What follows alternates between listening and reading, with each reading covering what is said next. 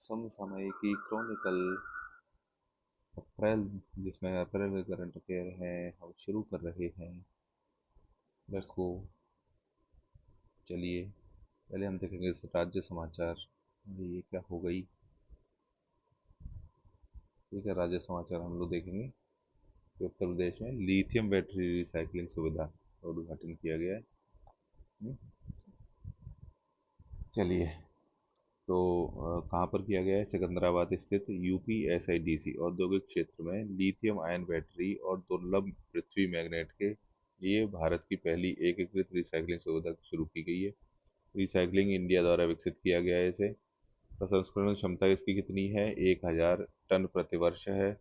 और रिकवरी दर है, in house R2 recycling प्रक्रिया, एल्यूमिनियम वगैरह जैसी चीज़ें ये रिकवरी करी जाएगी इसमें। ठीक है, R2 रिसाइकलिंग प्रक्रिया है, रिसाइकलिंग सुविधा है उत्तर प्रदेश में, जो कि सिकंदराबाद स्थित यूपीएसआईडीसी औद्योगिक क्षेत्र में है। भारत की पहली एकीकृत रिसाइकलिंग सुविधा है। ठीक है। और ईपीआर क्या होता है? एक्सटेंडेड, क्या बोलते हैं उसे, प्रोडक्शन राइट। ठीक है। यह एक नीतिगत दृष्टिकोण है जो उत्पादकों निर्माताओं को उनके उत्पादों के निपटान और अपशिष्ट प्रबंधन कर के लिए जिम्मेदार ठहराता है। ठीक है जी। जो निर्माता हैं उनको उत्पाद के निपटान और अपशिष्ट प्रबंधन के लिए जिम्मेदार ठहराता है। मतलब जिसने उत्पादन किया है वही अपशिष्ट का प्रबंधन भी करेगा। बारहसिंगा वन्यजीव अभयारण्य के समीप इको सेंसिटिव जोन घोषित किया गया है। तो बारहसिंगा वन्यजीव अभयारण्य के आसपास इको सेंसिटिव जोन को अधिसूचित कर दिया गया है। ठीक है जी। ये जगह कहाँ पर है? ये मुजफ्फरनगर, बिजनौर, मेरठ, हापुड़ और अमरोहा इस जगह पर शामिल है, जहाँ पे बारहसिंगा के लिए इको सेंसिटिव जोन है। तो ये सारे कहाँ है? मेरठ के आसपास वाली जगह, मेरठ, हापुड़, अमरोहा, बिजनौर। ठीक है। इको सेंसिटिव जोन क्या होता है? ये राष्ट्रीय उद्यान वन्यजीव अभयारण्य के चारों ओर घोषित एक शॉक ऑब्जर्वर क्षेत्र होते हैं। इनका उद्देश्य अत्यधिक मानवीय गतिविधियों और औद्योगिक प्रदूषण को रोककर नाजुक परिस्थिति तंत्र को संरक्षित करना है। उत्तर प्रदेश में न्यूनतम वेतन संशोधित हो गया है। न्यूनतम मजदूरी में 21% की महत्वपूर्ण बढ़ोतरी हुई है। ठीक है जी। न्यूनतम वेतन जो होता है ना, गरीब लोग जो मजदूर लोगों को होता है। राज्य में तीन तीन श्रेणियों में बांटा गया है। श्रेणी 1 नोएडा और गाजियाबाद, श्रेणी 2 लखनऊ और कानपुर, श्रेणी 3 ग्रामीण और अर्ध शहरी जिले। ठीक है। तो सबसे जो अमीर जिले हैं वो श्रेणी 1 में है। श्रेणी 2 में जो इम्पोर्टेंट जिले हैं लखनऊ, कानपुर, वाराणसी। 3 में तो सबको पता ही है क्या है। तो श्रेणी 1 में अकुशल श्रमिकों को 13,690, अर्धकुशल को 15,000 और कुशल श्रमिकों को 16,868 रुपये का मासिक वेतन मिलेगा। श्रेणी 3 के जो अकुशल होंगे उनको 12,000 होगा। तो धीरे धीरे कम होता जाएगा। ठीक है जी। कुशल वालों को सबसे ज़्यादा होता है, ऐसे करके रहता है। अगला क्या है जी? उपभोक्ता मूल्य सूचकांक यानी कंज्यूमर प्राइस इंडेक्स। ये क्या होता है? मुद्रास्फीति का आकलन करने में मदद करता है। ठीक है। मुद्रास्फीति मतलब इन्फ्लेशन। लखनऊ के स्मृति का युद्ध स्मारक में लेजर लाइट और साउंड शो का उद्घाटन। तो कहाँ पर हुआ है ये लेजर लाइट और साउंड शो का उद्घाटन? लखनऊ के स्मृति का युद्ध स्मारक में। ठीक है। चलिए, किसने किया है? राजनाथ सिंह ने किया है। लखनऊ छावनी के कैंटोनमेंट स्थित राजनाथ सिंह और योगी आदित्यनाथ दोनों ने किया है। राजनाथ सिंह भी है, योगी आदित्यनाथ भी है। इन्होंने लखनऊ के छावनी कैंटोनमेंट स्थित स्मृति युद्ध स्मारिका में लेजर लाइट और साउंड शो का उद्घाटन कर दिया। ठीक है जी। ये पेज खत्म हो गया। नेक्स्ट पेज पे चलते हैं। नेक्स्ट पेज में क्या है? इसमें है Dudhwa tiger reserve, Himalayan Himalayan Griffin गिद्ध, इनकी मृत्यु हुई है। कहाँ पर हो गई है? दुधवा में हो गई है। दुधवा में जो है हिमालयी जो गिद्ध हैं उनकी मृत्यु हो गई है। तो दुधवा कहाँ होता है? लखीमपुर खीरी जिले में स्थित है। यहाँ पर दुधवा टाइगर रिजर्व के बफर जोन में के एक कृषि क्षेत्र में 25 से अधिक हिमालयी ग्रिफिन गिद्ध जो है मारे गए, मृत पाए गए। इनकी मृत्यु द्वितीयक विषाक्तता के कारण हो सकती है, ये कुछ पक्का पक्का नहीं है। और GYPS हिमालयनसिस जो है, जिप्स हिमालयनसिस जो है इसका वैस वो नाम होता है, साइंटिफिक नेम। ठीक है। WPA यानी कि वाइल्ड लाइफ प्रोटेक्शन एक्ट का जो कि 1972 के अंतर्गत इनको अनुसूचित 4 में रखा गया है। ठीक है। अनुसूची जो है उसकी 4 में रखा गया है गिद्ध को। तो अनुसूची किस में रखा गया है? ज़्यादातर तो अनुसूची 1 या 2 में रहते हैं ना, तो ये अनुसूची 4 में रखा गया है हिमालयन ग्रिफन गिद्धों को। और IUCN में इसे निकट संकटग्रस्त में रखा गया है। लखनऊ अपशिष्ट प्रबंधन पहल, ये लखनऊ में अपशिष्ट का प्रबंधन पहल की है योगी जी ने। लखनऊ अपशिष्ट प्रबंधन के लिए 250 इलेक्ट्रिक और CNG वाहनों को हरी झंडी दिखाई है। ये क्या कर रहे हैं? इलेक्ट्रिक और CNG वाहन चला रहे हैं योगी जी लखनऊ में, तो इससे अपशिष्ट प्रबंधन हो जाएगा। तो यह पहल शून्य अपशिष्ट के से शून्य कार्बन उत्सर्जन के लक्ष्य को प्रोत्साहित करती है। ठीक है जी, शून्य अपशिष्ट से शून्य कार्बन उत्सर्जन। अपशिष्ट को ले जाएंगी गाड़ियाँ, और वो भी गाड़ियाँ किसकी होंगी? CNG की। ठीक है, ये कहाँ पे चलेंगी? लखनऊ में। पर नगर निगम प्रदूषण कम करने के लिए डीजल वाहनों को हटाकर इलेक्ट्रिक और CNG वाहनों को प्राथमिकता दे रहा है। तो गाड़ी वाला कचरा जो है, वो मशीनें, वो जो गाड़ियाँ आएंगी वो गाड़ियाँ CNG और इलेक्ट्रिक हो जाएंगी। ठीक है, लखनऊ से शुरू होगा। चलिए, नेक्स्ट क्या है? एवरेस्ट बेस कैंप पर साइकिल से पहुंचने वाली महिला क्या है? क्या नाम क्या है? दिव्या सिंह। बहुत इंपॉर्टेंट है, जरूर आएगा ये क्वेश्चन। ठीक है, तो एवरेस्ट बेस कैंप पर साइकिल से कौन महिला पहुंची? पहली भारतीय महिला पहुंची है, उसका नाम क्या है? दिव्या सिंह है। दिव्या सिंह कहाँ की है? गोरखपुर की है। 28 वर्षीय शिक्षिका Divya Singh Everest base camp पर पहुंचने वाली पहली भारतीय महिला बन गई है। दिव्या सिंह ने पहुंच गई, वैश्विक स्तर पर दूसरी महिला है, भारत की पहली महिला है। भारत की पहली एकीकृत लिथियम आयन बैटरी और दुर्लभ पृथ्वी चुंबक रिसाइकलिंग सुविधा, ठीक है, का उद्घाटन किस राज्य में किया गया? उत्तर प्रदेश में किया गया। ये रिसाइकलिंग सुविधा है, ठीक है। रेयर अर्थ मिनरल्स, ये दुर्लभ पृथ्वी चुंबक का मतलब होता है रेयर अर्थ मिनरल, और लिथियम आयन बैटरी, इसकी रिसाइकलिंग कहाँ पे की जाएगी? यूपी में करी जाएगी। अगला है, उत्तर प्रदेश का कौन सा शहर देश का सबसे गर्म स्थान रहा जहाँ 47.4 डिग्री सेल्सियस तापमान दर्ज किया गया? बांदा। रोज अखबार में छापा छाया रहता था, सबको पता ही है। ठीक है। और उत्तर प्रदेश के किस क्षेत्र में 5% रोजगार का हिस्सेदारी का लक्ष्य 2047 तक निर्धारित किया गया है? तो पर्यटन क्षेत्र में किया गया है। 5% रोजगार जो है वो चाहते हैं हम पर्यटन क्षेत्र से आए, और वो भी 2047 तक जब विकसित भारत हो जाएगा तो 5% लोग जो है वो इसमें लगे हुए रहेंगे, पर्यटन क्षेत्र में। चलिए, नेक्स्ट पेज देखते हैं। अगला क्वेश्चन, उत्तर प्रदेश ने जल अर्पण पहल के तहत ग्रामीण पेयजल योजनाओं के लिए कितने वर्षों का रख रखाव वारंट अनिवार्य किया है? तो 10 वर्षों का किया है जल अर्पण पहल पहल के तहत। ठीक है। अगला है, गंगा एक्सप्रेसवे के शाहजहाँपुर जिले में कितने किलोमीटर लंबी इमरजेंसी लैंडिंग सुविधा विमान पट्टी का प्रावधान किया गया है? 3.5 किलोमीटर। ठीक है, तो जो गंगा एक्सप्रेसवे है वहाँ पे हवाई जहाज उतरेंगे इमरजेंसी लैंडिंग में। तो कहाँ पर, उसके लिए कहाँ पर सुविधा करी गई है? शाहजहाँपुर में। ठीक है, शाहजहाँपुर में कितने किलोमीटर की है? 3.5 किलोमीटर की। ये जो पट्टी है इसकी लंबाई है 3.5 किलोमीटर। उत्तर प्रदेश के डिजिटल फॉर्मर रजिस्ट्री पोर्टल का कब शुरू पूर्ण रूप से क्रियाशील करने का निर्देश दिया गया है? तो 1 मई 2026 से। ठीक है। चलिए, बिहार के करंट अफेयर जो इंपॉर्टेंट है उनको देखते हैं। सम्राट चौधरी बिहार के मुख्यमंत्री की शपथ ली, तो ये जरूर आते हैं, मुख्यमंत्री, प्रधानमंत्री, राष्ट्रपति वगैरह सारे देशों के जरूर पूछे जाते हैं सवालों में। तो सम्राट चौधरी बिहार के मुख्यमंत्री पद की शपथ ली है। भारतीय जनता पार्टी के वरिष्ठ नेता है सम्राट चौधरी, 21वें मुख्यमंत्री हो गए हैं बिहार के। ठीक है। तो सबको ही पता नीतीश कुमार की जगह पे चले गए, तो नीतीश कुमार अब राज्यसभा में चले गए हैं। और किसने शपथ दिलाई थी? तो राज्यपाल सैयद अता हसनैन ने। ठीक है। बिहार विधानसभा में इसके विधायकों की कुल संख्या 243 है। ठीक है। और सैयद अता हसनैन बिहार के वर्तमान राज्यपाल है। बिहार का पहला green tech horticulture conclave Patna के ज्ञान भवन में बिहार का पहला ग्रीन टेक हॉर्टिकल्चर कॉन्क्लेव हुआ है। बिहार में 3 हाईवे इमरजेंसी रनवे विकसित करे जाएंगे। कहाँ पे कितने करे जाएंगे? बिहार में 3 करे जाएंगे हाईवे पे इमरजेंसी रनवे, जो अभी गंगा एक्सप्रेस वे पे हमने देखा था 3.5 किलोमीटर वाला, शाहजहाँपुर में। चलिए, ठीक है। और इसमें कौन कौन से हवाई जहाज उतर सकते हैं? Rafale, Sukhoi, Su-30 MKI, C-130J super Hercules वगैरह। और ये पटना के पूर्णिया एक्सप्रेसवे पर, गोरखपुर सिलीगुड़ी एक्सप्रेसवे पर, राम जानकी मार्ग अयोध्या जनकपुर पर विकसित किए जाएंगे। ये नेपाल सीमा के निकट है, इस होने पर इनकी इम्पोर्टेंस हो जाती है। ठीक है जी। अगला चलते हैं। अगला पेज आया, बिहार के करंट अफेयर, कोई इंपॉर्टेंट नहीं है। बिहार पुलिस, ठीक है, प्रेसिडेंट्स कलर पुलिस कलर पुरस्कार से सम्मानित। तो नॉर्मली क्या होता है, हम लोग सोचते हैं कि कोई पुलिस जो है प्रेसिडेंट कलर मिला है किसी पुलिस को तो यूपी की होगी, ऐसा नहीं है। अब क्या बिहार पुलिस को मिला है, बिहार पुलिस का प्रेसिडेंट पुलिस कलर पुरस्कार से सम्मानित किया गया। विशेष बैज, यह सम्मान, इस सम्मान के तहत बिहार पुलिस को एक विशेष ध्वज बैज प्रदान किया गया, जिससे कांस्टेबल को से लेकर डीजीपी के सभी कर्मी अपनी वर्दी की बाईं आस्तीन पर पहनेंगे।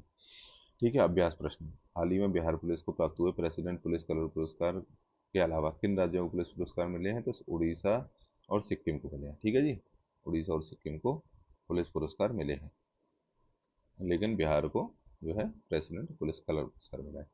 अगला है तीन हाईवे इमरजेंसी रनवे, कौन सा एक्सप्रेसवे बिहार का पहला एक्सप्रेस होगा? तो बिहार में तीन इमरजेंसी रनवे बनने वाले हैं, तो उसमें पहला होगा पटना पूर्णिया एक्सप्रेसवे। तो ठीक है, तो पटना वाला उसकी राजधानी है, तो पटना पूर्णिया जो है वो सबसे पहले इमरजेंसी रनवे बनेगा। Bihar Bihar one digital governance platform के विकास के लिए किस कंपनी के साथ अनुबंध किया गया है? कॉरपोरेट इंफ्राटेक प्राइवेट लिमिटेड के साथ। बिहार में उच्च सुरक्षा जेल कैमूर जिले में किस गांव में बनाई जाएगी? सरोदग गांव में बनाई जाएगी। ठीक है, तो कैमूर जिले में, ये भी याद रखना है। उच्च सुरक्षा जेल बन रही है बिहार में, कहाँ पे? कैमूर कैमूर जिले में और सरोदग में। ऐसे सारे मुझे लगता नहीं है इतने इंपॉर्टेंट क्वेश्चन है। मध्य प्रदेश के करंट अफेयर, धार सेफ सिटीज प्रोजेक्ट के तहत चयनित किया गया है। ठीक है, तो सेफ सिटीज प्रोजेक्ट के तहत कौन सा चयनित किया गया है? धार। जो मध्य प्रदेश के करंट अफेयर हो गए।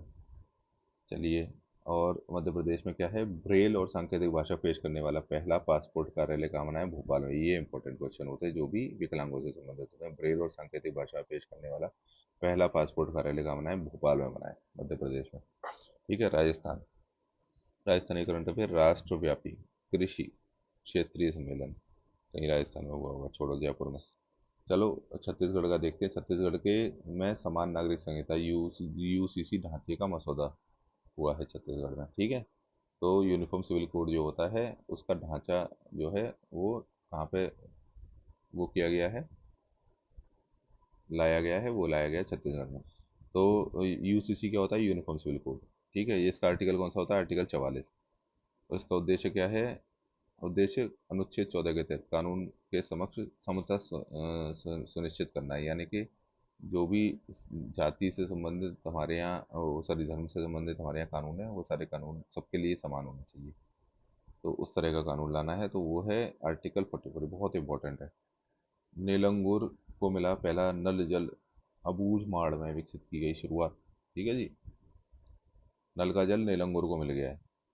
तो छत्तीसगढ़ के बस्तर क्षेत्र नारायणपुर जिला अबूझमाड़ के सुदूर नीलंगुर गांव में पहली बार घरों में नल का पानी पहुंचा है। तो ये क्यों इंपॉर्टेंट हो जाता है? ये हमको लगता है इंपॉर्टेंट नहीं है, लेकिन ये इंपॉर्टेंट है। वो इसलिए है क्योंकि ये सब नक्सली एरिया थे। ठीक है, जल जीवन मिशन के तहत यहाँ पे पहली बार लाया गया है नीलंगुर में। ठीक है, वो कहाँ पे है? छत्तीसगढ़ में। पानी खींचने के लिए वितरित करने के लिए सौर ऊर्जा से चलने वाले पंप का उपयोग किया गया है। ठीक है जी, उड़ीसा का करंट अफेयर देखते हैं। उड़ीसा ने लागू की समुद्रिक स्थानिक योजना। ठीक है, सतत महानगर योजना पहल के तहत दूसरे चरण के तहत समुद्रिक स्थानिक योजना के को लागू करने वाला उड़ीसा पहला राज्य बन गया है। ठीक है, सतत महानगर नियोजन पहल के तहत दूसरे चरण में समुद्री स्थानिक योजना ये जारी करी है उड़ीसा ने सबसे पहले। ठीक है जी, चलिए आगे चलते हैं। अगला है उड़ीसा में भारत की पहली 3D सेमीकंडक्टर पैकेजिंग इकाई चालू की गई है। ठीक है, 3D सेमीकंडक्टर पैकेजिंग इकाई कहाँ चालू की गई है? उड़ीसा में की गई है। उड़ीसा के इन्फो वैली में भारत की पहली 3D उन्नत 3D सेमीकंडक्टर पैकेजिंग इकाई चालू की गई है उड़ीसा में। इसे hetero heterogeneous integrated packaging system private limited के द्वारा चालू किया गया है। 3D सेमीकंडक्टर पैकेजिंग क्या होती है? कई माइक्रोचिप्स को एक साथ क्षैतिज रूप में रखने के बजाय एक के ऊपर एक लंबवत वर्टिकल स्टैक किया जाता है, इसके जिससे उपकरण का साइज छोटा होता है और प्रोसेस करना तेजी से होता है। ठीक है, तो हम लोग क्या करते हैं कि एक जैसे ये है तो इसमें ना सारे कंपोनेंटों को ऐसे ऐसे ऐसे ऐसे ऐसे लगाया जाता है। ठीक है, एक डिवाइस में। लेकिन ये क्या कह रहे हैं कि सारे कंपोनेंटों को हम लोग एक के ऊपर एक लेयर में बना देंगे, एक के ऊपर एक, एक के ऊपर एक। तो उससे क्या होगा कि सेमीकंडक्टर में कम जगह में ज़्यादा आ जाएगा। अगला है पूर्वोत्तर राज्य। नॉर्थ ईस्ट वाले राज्यों में मेघालय ने खासी और गारो को आधिकारिक दर्जा दिया है। खासी और गारो भाषाओं को अंग्रेजी के समान समान आधिकारिक दर्जा मिल गया है। ये कहाँ पे? मेघालय में। गारो खासी जनजातियाँ जो है मेघालय में है। और वहाँ पर इन भाषाओं को जो है गारो और खासी, ये ठीक है जयंतिया नहीं है, इनको अंग्रेजी के बराबर का अधिकार मिल गया है। वहाँ की राज्य भाषा हो गई है। गारो खासी भाषाओं को प्रतियोगी परीक्षाओं में ये अब लाया जा सकेगा, और 8वीं अनुसूची की भाषाओं में इन भाषाओं की मांग को मजबूत करता है। ठीक है, आगे जाके गारो और खासी जो है वो 8वीं अनुसूची 8 शेड्यूल में भी लाई जा सकेंगी। मेघालय राज्य का अध्यादेश जारी किया गया है, उसके थ्रू ये किया गया है। ठीक है। कलई 3 जल विद्युत परियोजना को मंजूरी मिल गई है। लोहित नदी पर है। लोहित नदी बेसिन, यह परियोजना लोहित नदी पर विकसित होगी, और बेसिन में जल विद्युत परियोजना है। ठीक है जी। तो ये कौन सी है? कलई 2, ये परियोजना है लोहित नदी पर है, बस ये याद रखना है। तो अगला है दक्षिण भारतीय राज्य, south Indian state Andhra Pradesh ने वैश्विक मंच पर स्वच्छ ऊर्जा विजन पेश किया। ठीक है जी, स्वच्छ ऊर्जा विजन पेश किया गया है आंध्र प्रदेश के वैश्विक मंच पर। आंध्र प्रदेश ने येओसू दक्षिण Korea world climate citizen forum में एकीकृत स्वच्छ ऊर्जा रणनीति स्वच्छ ऊर्जा केंद्र के रूप में पेश किया है। ठीक है जी, आंध्र प्रदेश है, बस ये याद रखो। अगला है कर्नाटक उच्च न्यायालय का मासिक धर्म अवकाश नीति लागू करने का निर्देश दिया गया है। तो कहाँ पे किया गया है मासिक धर्म का अवकाश नीति? कहाँ पर? कर्नाटक उच्च न्यायालय में। कर्नाटक उच्च न्यायालय ने संगठित असंगठित दोनों क्षेत्रों में, ठीक है, संगठित और असंगठित दोनों क्षेत्रों में मासिक धर्म अवकाश नीति लागू करने का निर्देश दिया है। ये किस आर्टिकल का हिस्सा है? मौलिक अधिकार है, आर्टिकल 21, अनुच्छेद 21 का हिस्सा माना गया है। तेलंगाना में कैंसर को अधोसूच्य रोग घोषित किया गया है। तेलंगाना में उसे अधोसूच्य रोग जो है वो घोषित किया गया है, कैंसर को। तेलंगाना राज्य ने पूरे राज्य में कैंसर को एक अधिसूच्य रोग घोषित किया है। उद्देश्य उद्देश्य क्या है? केंद्रीकृत कैंसर रजिस्ट्री स्थापित करना। मेहंदी नवाज जंग इंस्टीट्यूट ऑफ ऑन्कोलॉजी को डेटा सत्यापन के लिए उत्कृष्टता केंद्र के रूप में नामित किया गया। अधिसूचित रोग क्या होते हैं? ऐसी बीमारी है जिसे सार्वजनिक स्वास्थ्य को सुरक्षित रखने के लिए कानून द्वारा सरकारी स्वास्थ्य अधिकारियों को रिपोर्ट करना अनिवार्य होता है। ठीक है, जिसे रिपोर्ट करना अनिवार्य होगा, तो वहाँ पे तेलंगाना में अगर किसी को भी कैंसर होगा तो उसे बताना जरूरी होगा कि भाई इसे कैंसर हुआ है, इसकी सूचना सरकार को देना पड़ेगा। अगला क्या है? अन्य राज्य। दिल्ली में प्रथम अंतर्राष्ट्रीय फिल्म महोत्सव, ठीक है, 2026 हुआ है। तो कहाँ पर हुआ है? दिल्ली में। तो ये रेखा गुप्ता जो वहाँ की मुख्यमंत्री है, उन्होंने नई दिल्ली में स्थित भारत मंडपम में दिल्ली अंतर्राष्ट्रीय फिल्म महोत्सव के प्रथम संस्करण का उद्घाटन किया है। और इसमें लक्षित देश कौन सा है कभी कभी पूछते हैं, तो ये बहुत अजीब सा क्वेश्चन होता है, लेकिन याद करना पड़ेगा। ये होता है स्पेन। ठीक है, स्पेन जो है यूरोपियन कंट्री है, वो जो है इसका लक्षित देश है। अभ्यास प्रश्न करते हैं। अहमदाबाद में कौन सा कोचिंग डिपो भारत की पहली रेलवे सुविधा बन गई है जिसने पानी के पुनर्चक्रण द्वारा वाटर न्यूट्रलिटी हासिल कर ली है? ठीक है, वो है कांकरिया कोचिंग डिपो। ये कहाँ पे? अहमदाबाद में। अगला, वायु गुणवत्ता प्रबंधन आयोग के तहत 128वीं एनफोर्समेंट टास्क फोर्स की बैठक का मुख्य उद्देश्य किस क्षेत्र में वायु प्रदूषण नियंत्रण के उपाय की समीक्षा करना था? दिल्ली एनसीआर में। ठीक है, दिल्ली एनसीआर में ही वायु प्रदूषण जो भी होता है, सब वायु प्रदूषण की काम जो है दिल्ली एनसीआर में ही होते हैं। ठीक है जी। तो एनफोर्समेंट टास्क फोर्स का की बैठक कर लिया इन लोगों ने, कुछ नहीं होने वाला। वनतारा ने किस शहर में दुनिया का पहला वन्यजीव संरक्षण विश्वविद्यालय खोला? ये बहुत इंपॉर्टेंट है मेरे हिसाब से। वनतारा बहुत फेमस है, ये एयरलाइंस वालों का। ये जामनगर गुजरात में खोला गया है। ये बहुत इंपॉर्टेंट है कि जामनगर गुजरात में वनतारा ने वन्यजीव संरक्षण विश्वविद्यालय ही खोल लिया है जामनगर में। ठीक है जी। अगला है, अपनी ड्राफ्ट इलेक्ट्रिक वाहन नीति जारी की है किस प्रदेश ने? तो जिसमें 30 लाख तक की इलेक्ट्रिक कारों को 100% रोड टैक्स और पंजीकरण छूट दे रहा है, वो दिल्ली दे रहा है, क्योंकि इनको प्रदूषण खत्म करना है इसलिए। चलिए, ये स्टेट के करंट अफेयर हो गए खत्म। अब हम आते हैं राष्ट्रीय करंट अफेयर पर। प्रशासनिक डेटा के समन्वय पर राष्ट्रीय विमर्श शिखर सम्मेलन कहाँ पे जारी किया गया? उड़ीसा में किया गया। प्रशासनिक डेटा पर राष्ट्रीय विमर्श। ठीक है, harmonising administrative data for governance विषय पर। ठीक है, तो इसमें विषय हमेशा पूछ सकते हैं। तो harmonising administrative data for governance विषय पर राष्ट्रीय विमर्श शिखर सम्मेलन आयोजित करा गया। ठीक है, हिंदी में सब लिखा हुआ है, मैं हिंदी में इसलिए नहीं बोल रहा हूँ क्योंकि ज़्यादातर जो है हिंदी में गलत सलत लिख देते हैं, इंग्लिश वाला सेम टू सेम लिखते हैं। Harmonising administrative data for governance.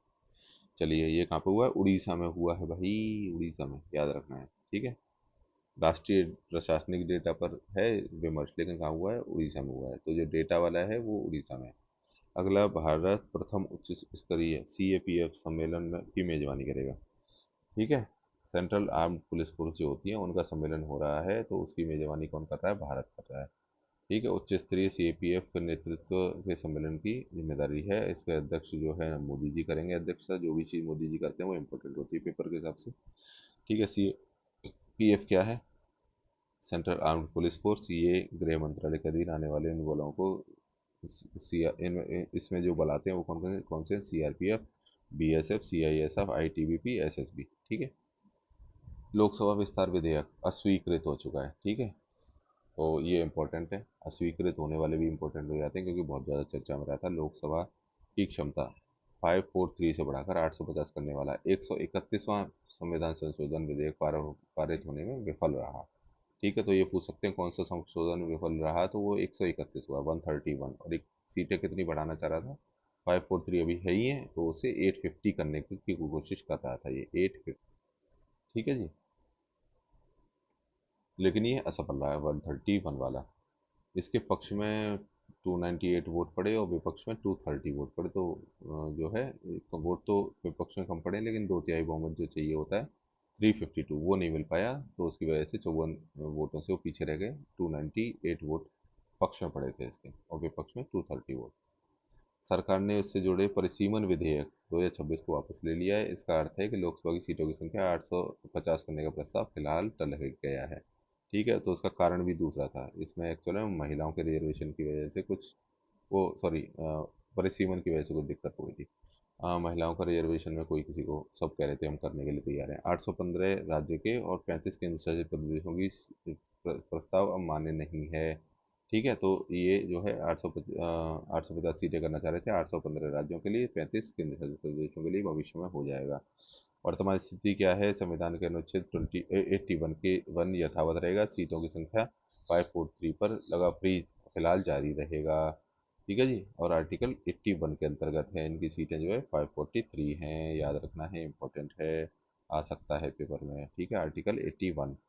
Bharat की 47 तक, 2047 तक 100 गीगावाट परमाणु ऊर्जा क्षमता की योजना है। ठीक है, तो हम लोग 100 गीगावाट चाहते हैं कि परमाणु ऊर्जा की क्षमता हो जाए भारत की। भारत 2047 तक अपनी परमाणु ऊर्जा क्षमता को मौजूदा 8.8 गीगावाट से बढ़ाकर 100 गीगावाट करने की योजना बना रहा है। जब हम विकसित होंगे तो हमारे पास 100 गीगावाट परमाणु ऊर्जा होगी।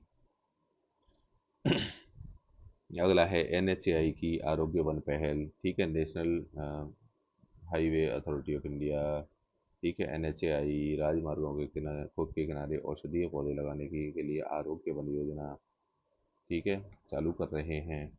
अगला है ICAR द्वारा विशेष कार्यबल STF का गठन किया गया है। तो ICAR क्या है? Indian council of agriculture research. इसने वैश्विक व्यवधानों के बीच भारत में के कृषि लचीलेपन को मजबूत करने के लिए कृषि पर एक विशेष कार्यबल STF का गठन किया है, क्योंकि जो फर्टिलाइजर है उसकी कमी होने वाली है, तो इनकी हालत ख़राब हो रही है, तो ये कुछ ना कुछ करेंगे उसके लिए। ठीक है, ICAR की स्थापना कब हुई थी? 1929 में हुई थी, बिल्कुल याद रखना है। ऐसे क्वेश्चन आजकल बहुत ज़्यादा पूछे जा रहे हैं, बुद्धि खराब हो गई है आयोगों की। ठीक है जी, तो ICAR की स्थापना कब हुई है? 1929 में हुई है। ठीक है, आज़ादी से पहले 1929 में। भारत के मत्स्य पालन क्षेत्र में 39,272 करोड़ का निवेश किया गया है। तो भारत दुनिया का दूसरा सबसे बड़ा जलीय कृषि उत्पादक है। ठीक है, तो ये एग्रीकल्चर का सवाल जो आता है कि भारत जो है जलीय कृषि उत्पादनों में भारत का नंबर 1 है कि 2 है, तो इसमें 2 है। अमेरिका इसमें नंबर 1 है। अमेरिका गंतव्य है भारत के बाज़ारों के लिए। झींगा वींगा जो भी हम लोग पैदा करते हैं वो कहाँ भेजते हैं? अमेरिका में भेजते हैं। प्रधानमंत्री मत्स्य संपदा योजना 2020 में चालू की गई थी, तो ये क्वेश्चन भी बन सकता है कि भारतीय प्रधानमंत्री मत्स्य संपदा योजना कब बनी थी? तो कोरोना वाले साल में बनी थी मत्स्य संपदा योजना। लॉन्च की 2020 में लॉन्च की गई थी। इसका उद्देश्य 5 वर्षों में यानी 2024 तक भारत को के मत्स्य पालन क्षेत्र में सतत विकास करना था, तो सब सतत विकास हो चुका है। इंडिया पोस्ट के का 2030 तक वैश्विक लॉजिस्टिक पावर हाउस बनने का लक्ष्य है, तो हम 2030 तक इंडिया पोस्ट जो है वैश्विक लॉजिस्टिक पावर हाउस बन जाएगा। भारतवर्ष 2030 तक वैश्विक स्तर पर लॉजिस्टिक क्षेत्र में महाशक्ति केंद्र बन जाएगा। यह यात्रा इंडिया पोस्ट भारतीय डाक की इसमें केंद्रीय भूमिका होगी।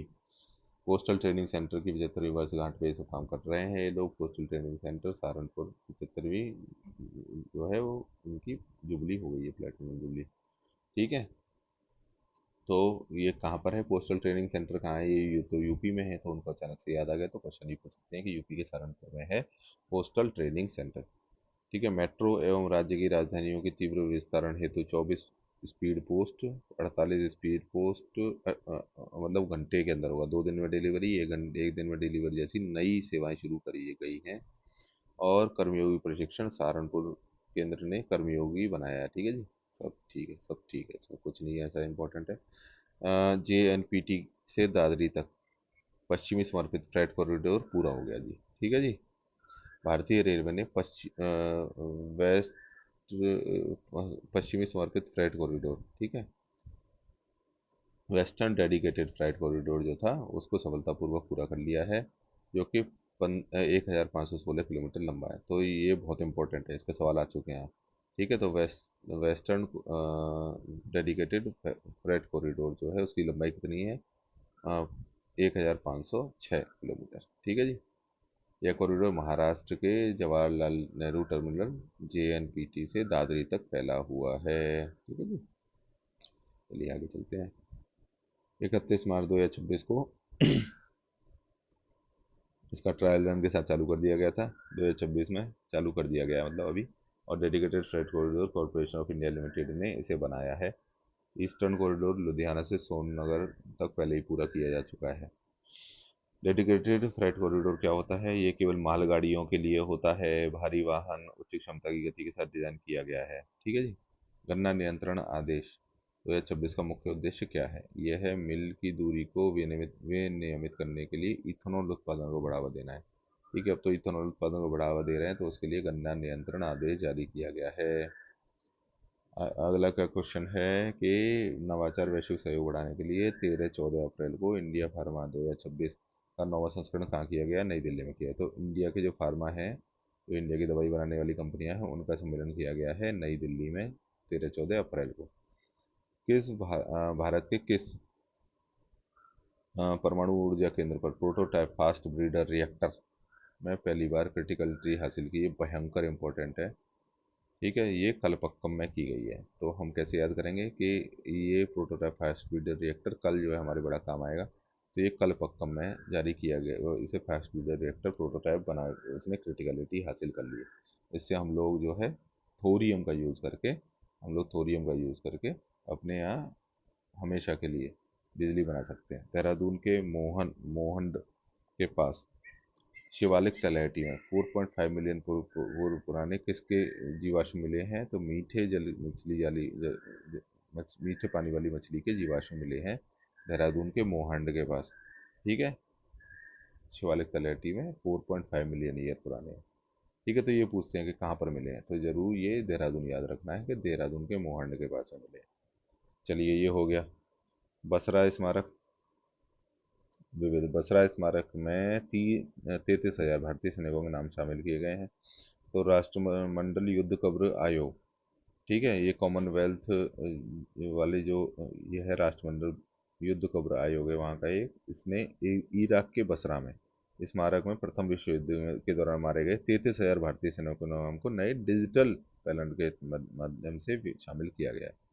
तो ये पूछ सकते हैं कि भाई बसरा स्मारक कहाँ पर है? तो वो इराक में है, इराक में। उसमें भारतीय 33,000 भारतीय जो वहाँ पे शहीद हुए थे उनके नाम शामिल किए गए। ऐतिहासिक चूक कर दी गई थी, मेसोपोटामिया अभियान के दौरान जान गंवाने वाले 33,000 भारतीयों का इसमें नाम शामिल किया नहीं गया था, वो अब शामिल किया गया है डिजिटल पैनल में। ठीक है, तो CWGC ने डिजिटल पैनल में भारतीय सैनिकों के नाम, रेजिमेंट वगैरह के रैंक वैंक सब कुछ इसमें शामिल कर लिया गया है। मेसोपोटामिया अभियान क्या है?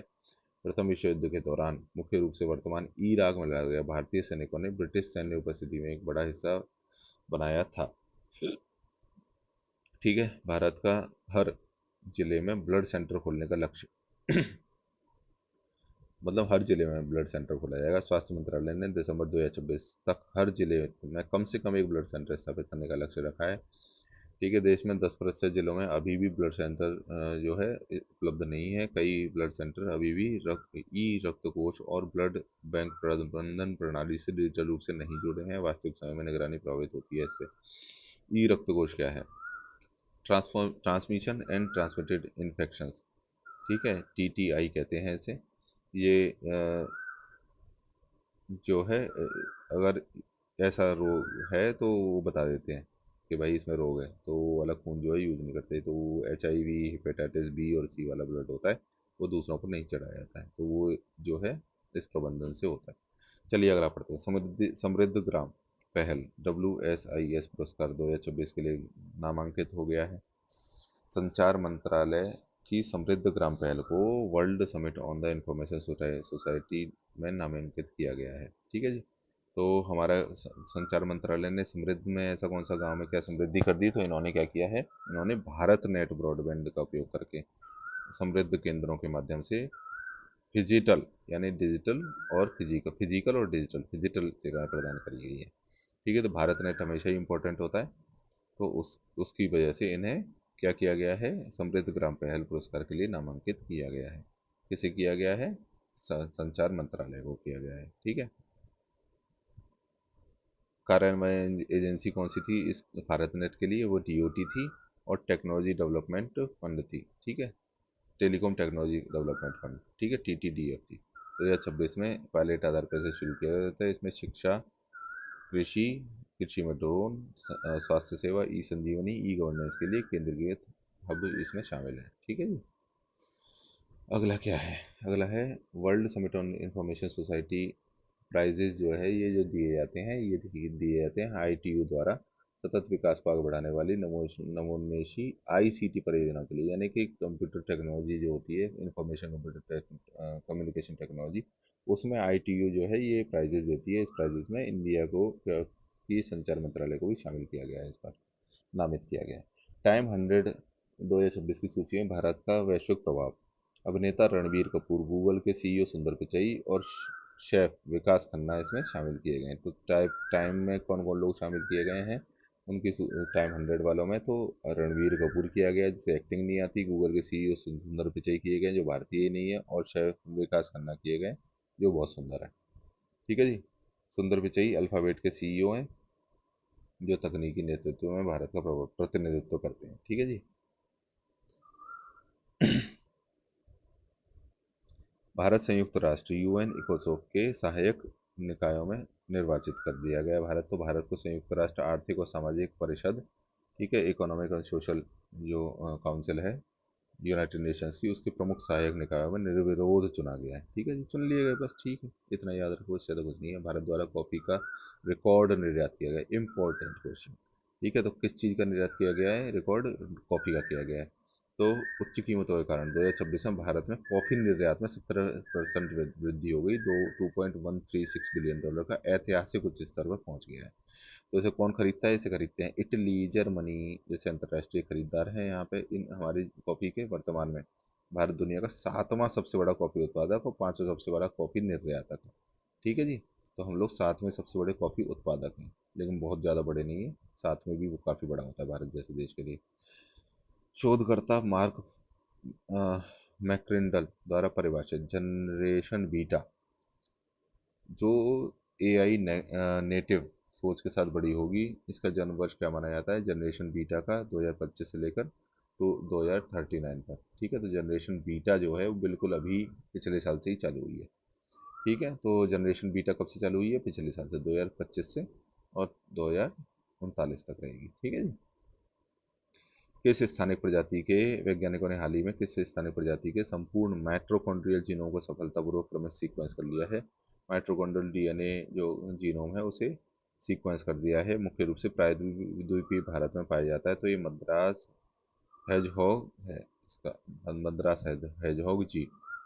ठीक है, ये ऐसी प्रजाति है जिसका DNA सीक्वेंस कर लिया गया है, जीनोम सीक्वेंस। तो मद्रास हैजहॉग है इसका नाम, मद्रास हैजहॉग। उड़ीसा के 16 वर्षीय, भाई है जो के सवाल आते रहते हैं, इंपॉर्टेंट चीज़ है। उड़ीसा में के एक 16 वर्षीय ज्वांग आदिवासी बालिका हाल ही में किस कारण चर्चाओं में आ गई? ठीक है, उड़ीसा के ज्वांग आदिवासी लड़की है, वो क्यों आ गई? बाल स्वास्थ्य और बाल विवाह से संबंधित प्रथाओं पर पुनः विचार करने के लिए, अपने गांव को प्रभावित करने के लिए वो लड़की उड़ीसा की है, इंपॉर्टेंट हो गई है। भारतीय राज्य व्यवस्था और शासन, ऑनलाइन गेमिंग सेक्टर को विनियमित करने के लिए एक नए नियम बन गए हैं। ये बहुत इंपॉर्टेंट लगता है मुझे, क्योंकि मोदी जी भी इसका कभी कभी चर्चा करते रहते हैं। गेमिंग जो है बहुत बड़ी इंडस्ट्री है। ठीक है जी। तो promotion and regulation fund of online gaming act 2025 में को अधिनियमित कर दिया गया है।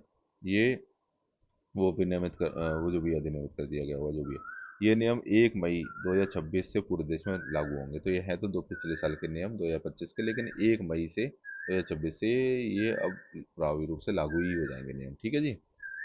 अगला क्या है? अगला है निगरानी और शिकायत निवारण के लिए अपर सचिव स्तर के अधिकारी के नेतृत्व में online gaming authority of India की स्थापना करी जाएगी। ठीक है जी। तो इन्होंने एक online gaming authority of India स्थापित कर रहे हैं निगरानी और शिकायत निवारण के लिए, क्योंकि बहुत ज़्यादा पैसा इसमें लगता है गेमिंग में। ठीक है, पैसा मतलब बहुत महंगे होते हैं गेम्स। सभी गेम्स के लिए अनिवार्य पूर्व पंजीकरण की शर्त को हटा दिया गया है, लेकिन वित्तीय लेन देन और उपयोगकर्ताओं के पैमाने के आधार पर ई स्पोर्ट्स प्लेटफॉर्म को IOGAI के साथ अनिवार्य रूप से, ये संस्था है ना, इसके साथ में online gaming authority of India के साथ में अनिवार्य रूप से पंजीकरण करना ही होगा। Online gaming authority of India क्या है? ये केंद्रीय नियामक निकाय, जैसे कि IRDA होता है, ठीक है, या फिर पेंशन फंड की जो संस्थाएं होती हैं, या फिर अ, ऐसे जो भी नियामक संस्थाएं होती है, नियमों का ध्यान रखती हैं, कौन सी जो इंडस्ट्री है वो नियम का पालन कर रही है कि नहीं कर रही है ना। सेबी है, security exchange board of India वगैरह वगैरह, ऐसे टाइप की संस्थाएं होती हैं। तो ऐसे ही हम लोग OGAI बनाएंगे। परिसीमन विधेयक 2/3 बहुमत हासिल करने में असफल हो गई। ये फिर से आ गया। महिला आरक्षण से जुड़े परिसीमन विधेयक में 2/3 बहुमत हासिल न कर पाने की राजनीतिक प्रक्रिया तेज हो गई। एक्चुअल में ये क्या है? परिसीमन विधेयक की वजह से हुई है। महिला आरक्षण से इन्हें कोई दिक्कत नहीं थी, लेकिन महिला आरक्षण भी था इस वाले विधेयक में। तो 131वां संशोधन बिल था ये। ठीक है, बहुत इंपॉर्टेंट है। बिल को रट्टा मार लेना, पेपर में आ सकता है। आरक्षण, महिला आरक्षण को सीटों के परिसीमन और लोक सेवा कुल सीटों की संख्या 850 बढ़ाने से जोड़ता था। इसमें 298 वोट पड़े, जबकि संवैधानिक संशोधन के लिए 352 वोटों की आवश्यकता होती है।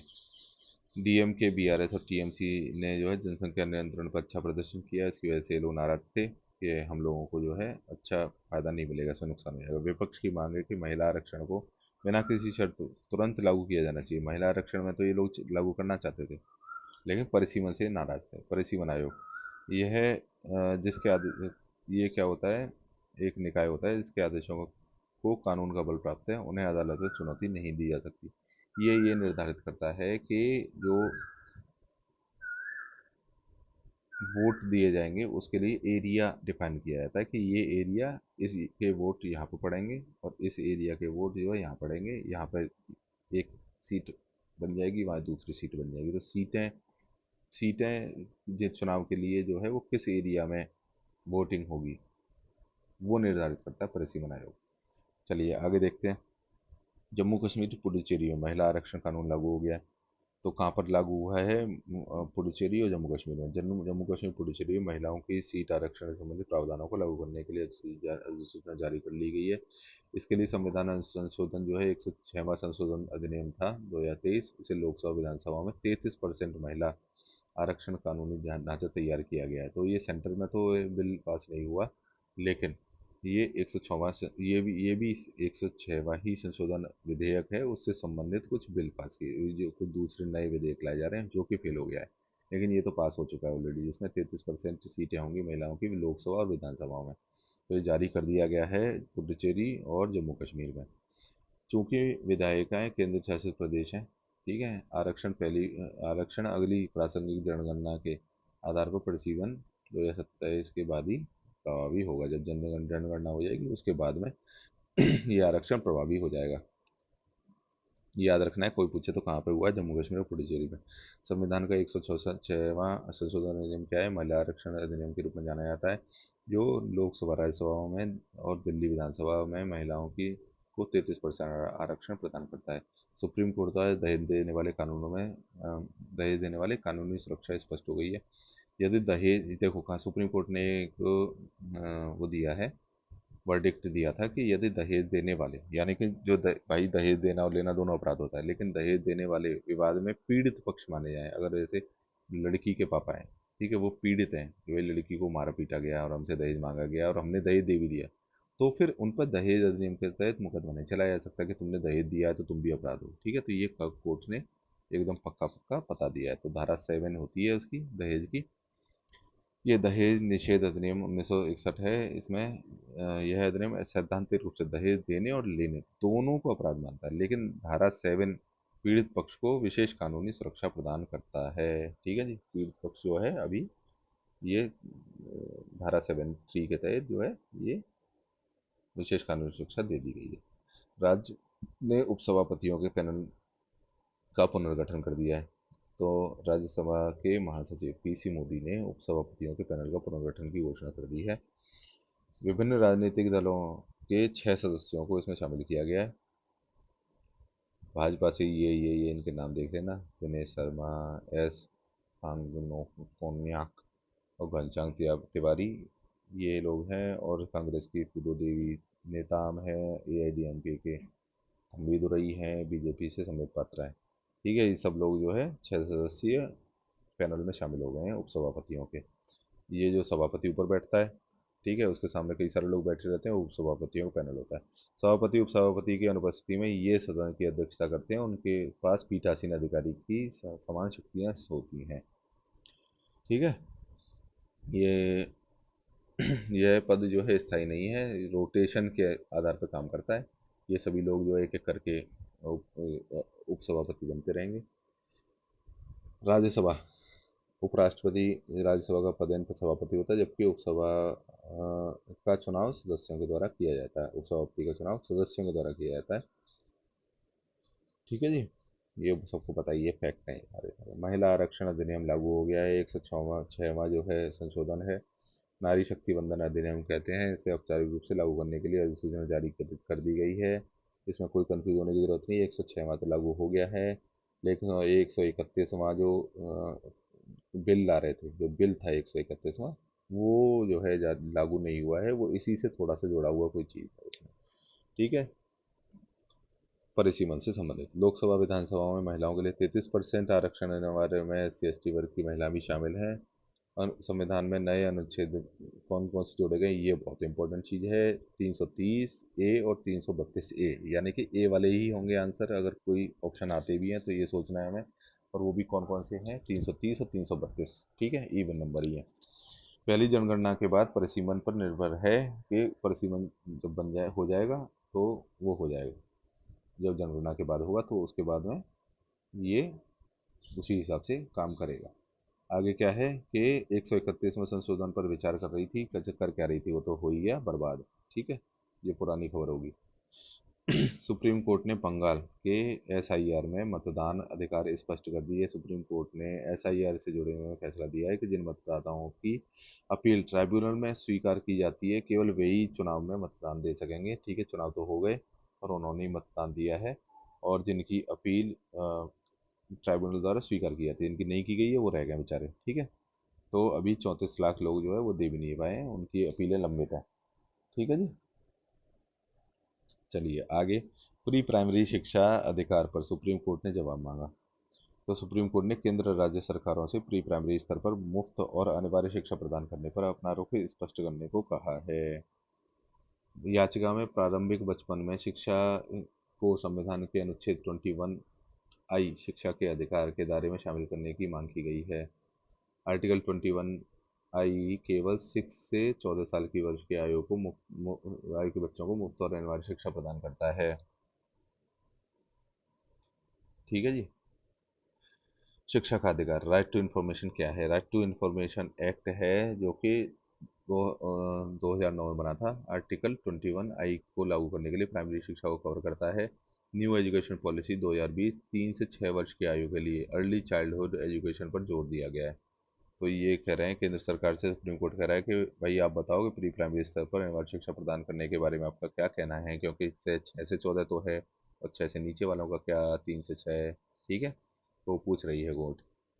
अगला है सुप्रीम कोर्ट पहुंचा बंगाल मतदाता सूची विवाद। ठीक है, तो बंगाल में मतदाता सूची वाला यही जो चीज़ है, ये विवाद जो है वो सुप्रीम कोर्ट पहुंच गया है। मतदान का अधिकार जो है वो कॉन्स्टिट्यूशनल राइट है, ना कि फंडामेंटल राइट। फंडामेंटल राइट नहीं है, ये याद रखना है, ये कॉन्स्टिट्यूशनल राइट है। तो ये कौन से आर्टिकल में आता है? 326 में आता है। 324 तो जो है इलेक्शन से संबंधित है, 324, ठीक है। 324 जो है इलेक्शन से संबंधित है, उसके दो अगला जो आर्टिकल है 326, वो मतदान का अधिकार है। मतदाता सूची लोक प्रतिनिधित्व अधिनियम 1950 के तहत बनाई जाती है। ठीक है जी। अगला क्वेश्चन, भारत, ये जो FSSAI है उसने सुरक्षा अनुपालन के तहत स्वास्थ्य पूरक में अश्वगंधा के किस हिस्से के उपयोग पर पूर्ण प्रतिबंध लगा दिया है? पत्तियों के पर पूर्ण प्रतिबंध लगा दिया, तो अखबार में छाया हुआ है। ठीक है, तो अश्वगंधा बहुत काम की चीज़ है, लेकिन उसकी पत्तियां जो है उन पर प्रतिबंध लगा दिया कि उस पत्तियों से बनी हुई चीज़ को स्वास्थ्य के लिए अच्छा नहीं है। दहेज निषेध अधिनियम के संदर्भ में सुप्रीम कोर्ट के ने हालिया फैसले के अनुसार निम्नलिखित में से किस वर्ग पर मुकदमा नहीं चलाया जा सकता? तो दहेज देने वाले पर नहीं लगाया जा सकता अगर वो उत्पीड़न का शिकार है तो, अदरवाइज लगाया जा सकता है। भारत में बार बार होने वाले औद्योगिक आपदाओं और विस्फोट को रोकने के लिए विशेषज्ञ वर्तमान में किस नए निकाय की स्थापना पर पुरजोर वकालत कर रहे हैं? तो वो राष्ट्रीय औद्योगिक सुरक्षा प्राधिकरण बनाना चाह रहे हैं। ठीक है जी, तो ये हो गया। अगला सवाल, कला और संस्कृति।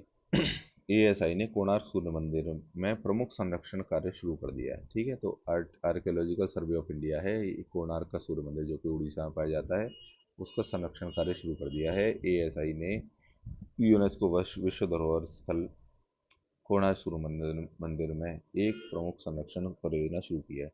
इसमें क्या है, जगमोहन है वहाँ का। जगमोहन जो है वो मतलब मंदिर की एक स्ट्रक्चर होती है जगमोहन, जिसे सभा कक्ष कहते हैं। मतलब जैसे कि एक मंदिर होता है, ठीक है, इस मंदिर में, यहाँ पे तो मंदिर है और यहाँ पर जो है सभा कक्ष होते हैं, तो उसमें से एक सभा कक्ष है जिसे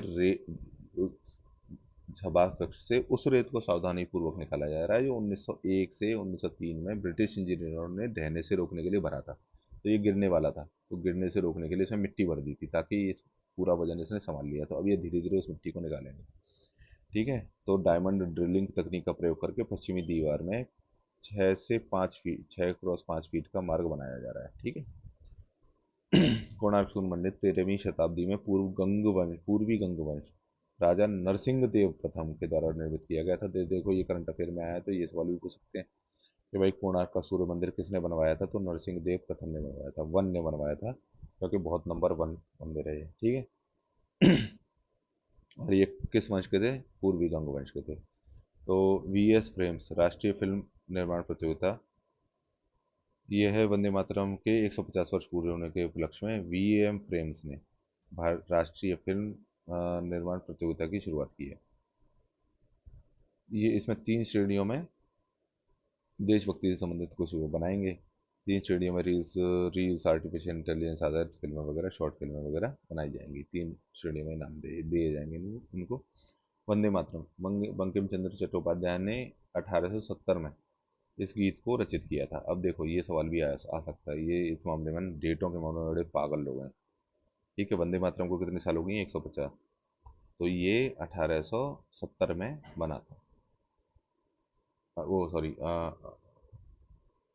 इस ये 1870 के दशक में इन्होंने लिखा था, तो उसमें 1882 में आनंद मठ में जो गीत था वो शामिल किया गया था। मतलब कि बनाया तो 1870 में था उन्होंने ये गीत वंदे मातरम, उसे आनंद मठ में 1882 में शामिल किया था। ये इसमें संस्कृत बंगाली पद्य हैं। और 1896 में कांग्रेस के अधिवेशन में टैगोर ने इसे गाया था। इसे राष्ट्रगान के रूप का दर्जा भी दिया गया है, बराबर दर्जा दिया गया है राष्ट्रगान के बराबर। राष्ट्रगान तो जनगण मन है और ये वंदे मातरम है, तो वंदे मातरम को राष्ट्रगान के समान दर्जा दे दिया गया है अब कानूनन। ठीक है जी, क्योंकि 150 साल हो गए हैं इसलिए। तो ये कब बना है? 1870 में बना है। राष्ट्रगान, वो राष्ट्रगीत, ठीक है। और इसे आनंद मठ में कब शामिल किया गया? 1882 में शामिल किया गया, 12 साल बाद। और उन्होंने कब गाया? उन्होंने, टैगोर ने तो इसे 1896 में गाया, कांग्रेस के अधिवेशन में। भारत में स्मारकों का संरक्षण और संवर्धन करने से संबंधित खबर है। क्या खबर है कि भाई पर्यटन और कूटनीति को जोड़ते हुए एकीकृत दृष्टिकोण अपनाया गया है। मूर्त विरासत एम एस आर अधिनियम 1958 के तहत संरक्षित है। जबकि संविधान के अनुच्छेद 49 और 51 ए एफ स्मारकों की सुरक्षा का निर्देश देते हैं। तो अगर ये पूछें कि स्मारकों की रक्षा हमें करनी चाहिए, ये किस आर्टिकल में आता है? तो आर्टिकल 51 ए एफ है, एफ एफ, ठीक है। 51 ए में बहुत सारे आर्टिकल है ना, 11। तो उनमें से जो एफ वाला है, A B C D E F, तो इस 6 वाला है, ठीक है जी, 6वें नंबर वाला। और आर्टिकल 49 है। एएसआई आर्कियोलॉजिकल सर्वे क्या है? ये है 1861 में स्थापित किया गया था। 3600 से अधिक स्मारकों को संरक्षित करता है। पीपीपी मॉडल अडॉप्ट किया जा रहा है अब, ठीक है। अडॉप्ट हेरिटेज 2.0 2023 के तहत कॉरपोरेट सोशल रेस्पॉन्सिबिलिटी, कॉरपोरेट संस्थाएं स्मारक मित्र पर्यटन सुविधाएं विकसित कर रही हैं, ठीक है जी। ये हो गया। ये जरूर पूछ सकते हैं कि कब स्थापित किया गया था? ASI archaeological survey of India 1861 में स्थापित किया गया था। क्वेश्चन देख लेते हैं। भारत के पहले पेट्रोग्लिफ कंजर्वेशन पार्क, ठीक है, की आधारशिला कहाँ पे रखी गई है? लेह लद्दाख में रखी गई है। तो आप बोलोगे पेट्रोग्लिफ क्या होता है? पेट्रोग्लिफ जो होता है वो किसी पत्थर पर उकेर कर बनाई गई मूर्तियाँ होती हैं, जिन्हें बोलते हैं पेट्रोग्लिफ्स, ठीक है। तो उसका एक कंजर्वेशन पार्क बनाया जा रहा है। कहाँ पर बनाया जा रहा है? लेह लद्दाख में, ठीक है, क्योंकि वहाँ बहुत ज़्यादा पत्थर पाए जाते हैं। तो वहाँ पे पत्थर का पेट्रोलियम कंजर्वेशन पार्क बनाया जा रहा है। वजह दूसरी है, मैं याद करने के लिए बता रहा हूँ। संस्कृति और पर्यटन बढ़ावा देने के लिए हाल ही में नीति आयोग द्वारा कौन सी मार्गदर्शिका जारी की गई है? दिव्य भारत, ठीक है।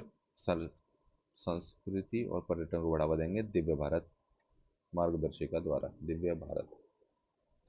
भारतीय चित्रकार की एक पेंटिंग 167 करोड़ रुपए में बिकी है, वो कौन है? राजा रवि वर्मा, ठीक है। राजा रवि वर्मा तो बहुत पुराने चित्रकार हैं, और उनकी एक पेंटिंग है जो कि 167 करोड़ रुपए में बिकी है। 167 करोड़ रुपए में, भाई साहब। Vishwa Sutra we weaves of India for the world को बढ़ावा देने के लिए किस संगठन के साथ सहयोग किया गया है? फेमिना मिस इंडिया के साथ में। चलिए, अब आर्थिकी आएगी, ठीक है। तो आर्थिकी हम अगले पार्ट में करेंगे। Okay, thank you.